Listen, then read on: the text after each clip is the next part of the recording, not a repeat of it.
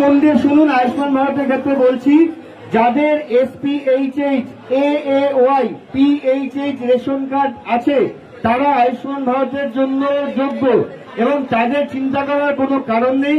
তাদের নামাঙ্কিত printed form আশা কর্মীদের দ্বারা আপনাদের বাড়ি বাড়ি পৌঁছে যাবে। সেটা ফিল আপ করে, যেটুকু বাকি থাকবে সেটা ফিল আপ করে আপনারা আমাদের এখানে জমা করতে পারেন বা পৌরসভায়ও জমা করতে পারেন। সেটা এই 3 দিনের ক্যাম্পেই জমা করতে হবে এমন কোনো কথা নেই। আপনারা পরবর্তীতে পৌরসভায় গিয়ে ওই ফর্মটা জমা করতে পারেন, আশা কর্মীরা আপনাদের বাড়ি পৌঁছে দেবে। এবার যাদের ধরুন ওই কার্ডের আওতাভুক্ত আছেন অথচ আপনাদের নামটা আসেনি, সেক্ষেত্রে আপনারা কালকের দিনটা দেখে পরশুদিন আমাদের এখানে চলে আসবেন।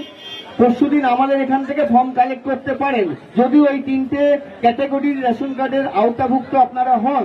আর যারা RKSY 1, RKSY 2 আছেন তারা এই আয়ুষ্মান ভারতের জন্য আবেদন করতে পারবেন না।